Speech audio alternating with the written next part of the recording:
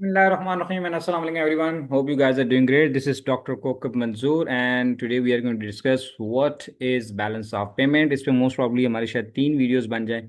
आज की जो पहली वीडियो होगी इसमें हम ये डिस्कस करेंगे कि बैलेंस ऑफ पेमेंट क्या है और इसके कितने अकाउंट्स हैं और उसमें जो पहला अकाउंट है उसको हम तफसील से देखेंगे ताकि हमें अच्छे से समझ आ जाए. एंड मोस्ट प्रॉब्ली फिर नेक्स्ट वीडियो में हम इसके सेकंड एंड थर्ड अकाउंट को भी डिस्कस कर लेंगे. फर्स्ट ऑफ ऑल के बैलेंस ऑफ पेमेंट का कॉन्सेप्ट क्या है. बैलेंस ऑफ पेमेंट बेसिकली एक ऐसा सिस्टमैटिक रिकॉर्ड है जो एक मुल्क की इकोनॉमिक ट्रांजैक्शन का बाकी पूरी दुनिया के साथ जो होती हैं उसके कंप्लीट रिकॉर्ड को हम बैलेंस ऑफ पेमेंट कहते हैं. क्या बात है क्या मतलब इस बात का मतलब ये है कि फ़र्ज़ करें पाकिस्तान जो है वो एक साल के अंदर यानी 12 महीनों में पूरी दुनिया के साथ कितने इकोनॉमिक ट्रांजैक्शंस करता है. इकोनॉमिक ट्रांजैक्शन का मतलब है कितनी इंपोर्ट करता है, कितने एक्सपोर्ट करता है, कितने लोन लेता है, कितने लोन देता है और कहाँ कहाँ से पैसे इसको आ रहे हैं, कहाँ कहाँ पे इसने पैसे दिए हैं. ठीक है, पाकिस्तान ने. तो पाकिस्तान से मुराद क्या होगी.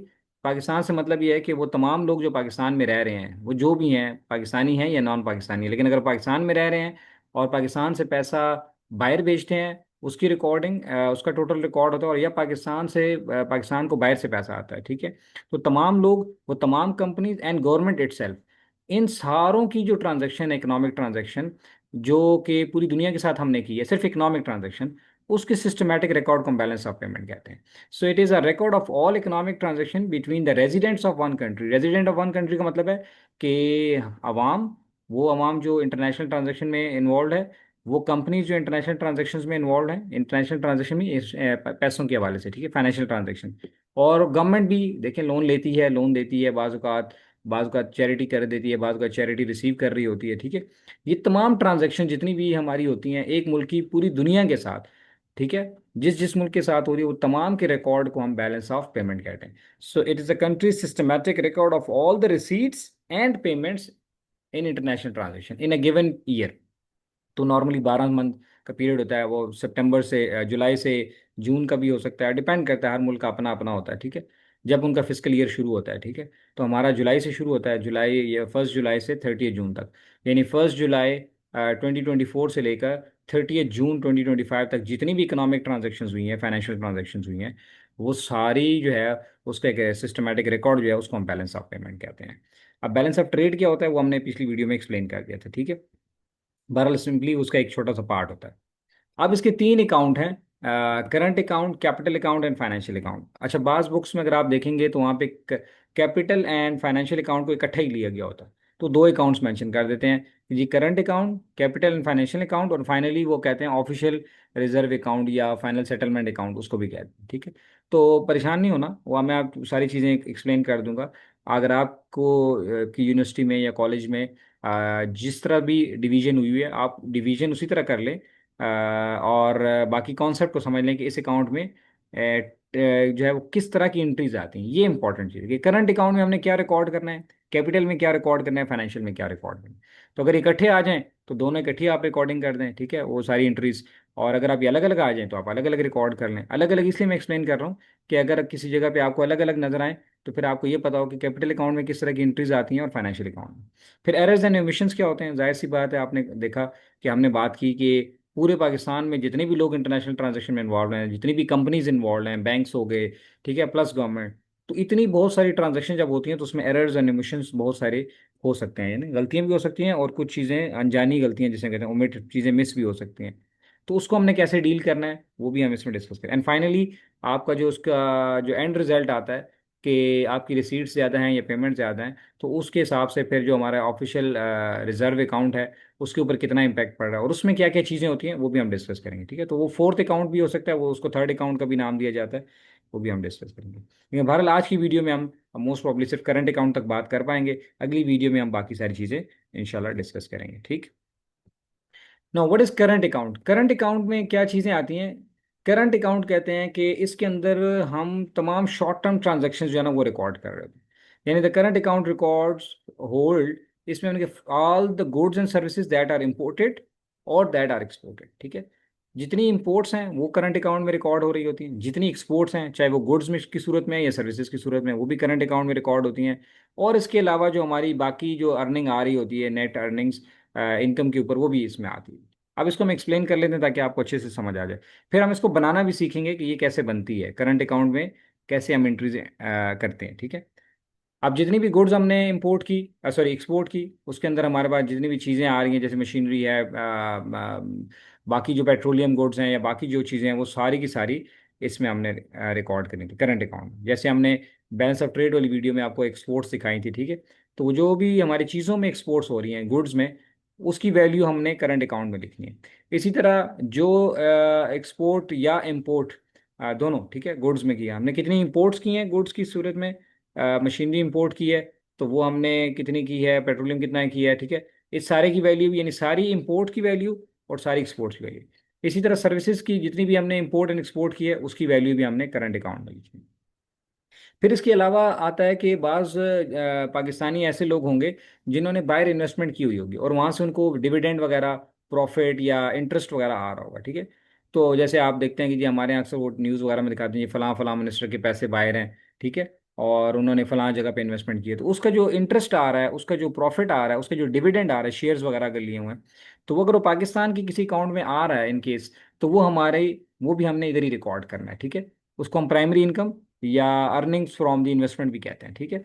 तो उसको हम रिसीट साइड पे लिखेंगे अगर आ रहे हैं। इसी तरह जो अगर बाहर के किसी बंदे ने हमारे मुल्क के बॉन्ड्स वगैरह खरीदे हैं, जैसे ये पिछले दिनों गवर्नमेंट ने बॉन्ड इशू किए थे, ये प्राइस बॉन्ड की बात नहीं कर रहा, वो बॉन्ड जिसपे इंटरेस्ट गवर्नमेंट पे करती है, ठीक है। तो अगर वो किसी ने बॉन्ड्स खरीदे हैं या पाकिस्तानी कंपनी के किसी ने शेयर खरीदे हैं और वो बंदा बाहर का है और उसको लेट्स सपोज पीएसओ के शेयर शेयर खरीदे हैं और पीएसओ उसको हर साल डिविडेंड देता है, तो वो जो है वो डिविडेंड ज़ाहिर है उसके अकाउंट में जा रहा है, वो किसी दूसरे मुल्क है, तो वो भी हम यहाँ पे रिकॉर्ड करेंगे। अगर रिसीट होगी तो हम क्रेडिट साइड पे रिकॉर्ड करेंगे या यूँ कह लें प्लस फिगर में रिकॉर्ड कर लेंगे, और अगर हमने पेमेंट की हुई है तो हमने उसको माइनस में रिकॉर्ड कर देंगे कि जी इतने पैसे हमने चले गए। इसी तरह सेकेंडरी इनकम या जिसको यूनिलैटरल ट्रांसफर्स कहते हैं, ये वो पैसे होते हैं जिनके बदले में हम कोई चीज़ देते या लेते नहीं है, मतलब कुछ बदले में देते नहीं है। मिसाल के तौर पे आपके वो चाचू मामू अंकल आंटी अब्बू अम्मी जो भी बाहर हैं और वो आपको हर साल पैसे भेजे जा रहे हैं, ठीक है, हर महीने भेजते हैं या हर साल भेजते हैं, तो साल में जितने भी पैसे आपको भेजते हैं बाहर से, तो वो फॉरेन रेमिटेंसेज जो हैं वो भी हम उसको यूनिलैटरल ट्रांसफर में ऐड करेंगे।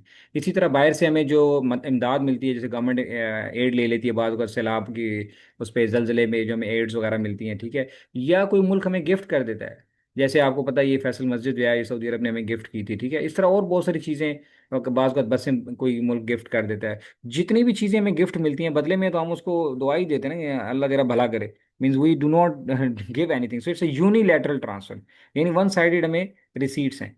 तो अगर आ रहे हैं पैसे तो हम उसको प्लस में लिख देंगे, और इसी तरह अगर हमने किसी को दिए हैं, यानी पाकिस्तान से आप देखें ना कई ऐसी फैमिलीज हैं जिनके बच्चे बाहर पढ़ते हैं और वो पैसे बच्चों को हर महीने फीस भेजते हैं घर से, यहाँ से कभी ज़मीनें बेच रहे होते हैं बेचारे, कभी क्या कर रहे होते हैं कि जी बेटा बाहर पढ़ने गया हुआ है या बेटी पढ़ने गई हुई है, तो ज़ाहिर है वो पैसे बाहर जा रहे होते हैं, तो वो पैसे हम यहाँ पे फिर इस अकाउंट के नेगेटिव साइड पे इसको हम माइनस के फिगर में डालेंगे, ठीक है।